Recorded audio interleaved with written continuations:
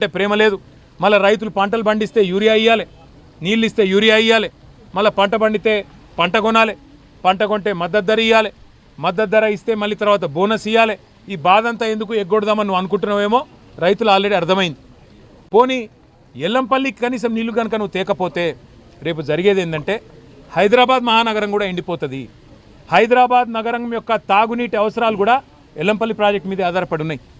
ఆ ఎల్లంపల్లి ప్రాజెక్టుకు మీరు కనుక నీళ్లు పంపు చేయకపోతే అన్నారం నుంచి కన్నెపల్లి నుంచి డెఫినెట్గా హైదరాబాద్లో కూడా సివియర్ డ్రింకింగ్ వాటర్ క్రైసిస్ రాబోతూ ఉన్నది. ట్యాంకర్లు ఇప్పటికే 15,000 ట్యాంకర్లు బుక్ అవుతున్నాయి హైదరాబాద్లో. మరి ఇంకా పెరిగే ప్రమాదం ఉంది, ఇంకా తాగునీటికి అల్లాడిపోయే ప్రమాదం ఉంది. దీంతో పాటు కరెంటు సమస్య కూడా వచ్చే ప్రమాదం ఉంది. ఎందుకంటే 2 విద్యుత్ ఉత్పత్తి కేంద్రాలు ఎన్టీపీసీది కానీ అట్లాగే పక్కనే ఉన్న జైపూర్ కానీ రెండిటికి కూడా మళ్ళీ ఎల్లంపల్లె బేస్ నీళ్లు కావాలి. మరి కరెంటు కష్టాలు వచ్చే ప్రమాదం ఉంది, తాగునీటి సమస్య వచ్చే ప్రమాదం ఉంది. రైతులైతే మరి ఇది ఈరోజు జూలై 13, సాధారణంగా జూన్ 2వ వారంలో వర్షాలు పడతాయి, మాన్సూన్ వస్తుంది. మరి ఆ మాన్సూన్ వచ్చినాక పంటలు వేసుకుంటారు, నాట్లు వేసుకుంటారు, విత్తనాలు మరి ఇప్పటికే తెచ్చుకున్నారు, మొత్తం ఇంతజాం చేసుకొని కూర్చో ఉన్నారు. వాళ్ళందరూ ఇవాళ ప్రభుత్వం దిక్కు చూస్తూ ఉన్నారు.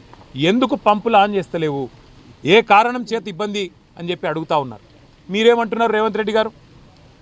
ఒకటే మాట మీరు చెప్పేది, అధికారులు చెప్తే అధికారులను చెర్లపల్లి జైలు వేస్తా, వీళ్ళకి తెలివితేటలు ఎక్కువైనాయి జైలు వేస్తా. అట్లాగే వేరే పార్టీ నాయకులు మాట్లాడితే వీళ్ళు బీఆర్ఎస్తో కుమ్మక్కైనరు, వాళ్ళ మీద బండలేస్తావు. ఇక మూడోది మమ్మల్ని పట్టుకొని, మా పార్టీ నాయకత్వాన్ని పట్టుకొని మా రక్తం అట తీసుకొని పంటల మీద జల్లితే పంటలు పండుతాయట. అందుకే ఇవాళ మా నాయకులు, మా పార్టీ నాయకత్వం ఎక్కడి వారు అక్కడ స్వచ్ఛందంగా మా ప్రశాంత్ రెడ్డి గారు ముప్కల్ పోయిండు, బాల్కొండ ఎమ్మెల్యే గారు, మాజీ మంత్రి గారు ముప్కల్ పోయి రక్తదానం చేసి ఆ రక్తం పట్టుకొని, రక్తం పొట్లం పట్టుకొని ప్రశాంత్ రెడ్డి గారు చెప్తున్నాడు, మా రక్తం తీసుకో, మా రైతులకు నీళ్ళు ఇయ్యాలి.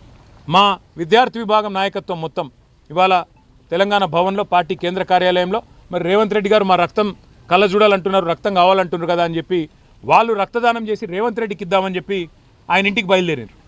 వాళ్ళని అరెస్ట్ చేసిండ్రు, అరెస్ట్ చేసి ఇవాళ అక్కడ పోలీస్ స్టేషన్లో పెట్టిండ్రు. నీకు రక్తమే కావాలంటే రేవంత్ రెడ్డి గారు రేపు కరీంనగర్లో కూడా ఇక్కడ బ్లడ్ డొనేషన్ ఏర్పాటు చేస్తాం, మేమందరం రక్తం ఇస్తాం నీకు కావాలంటే. మా రక్తమే అంతా నీకు కావాలనుకుంటే, మా రక్తం చూస్తేనే నీ కళ్ళు శాంతిస్తాయి అనుకుంటే అందరం రక్తదానం చేస్తాం, నీకు పంపిస్తాం. కానీ రైతులకు నీళ్ళు ఇయ్యి, ఇదేం దరిద్రం నాకు అర్థం కాదు.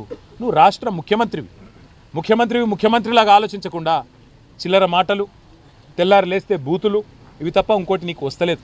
అందుకే ఇవాళ ఇన్ని జలాశయాలు ఎల్ఎండి కానీ ఎంఎండి కానీ 20%కు మించి నిండింది ఎక్కడా లేదు రాష్ట్రంలో, మొత్తం గోదావరి బేసిన్లో.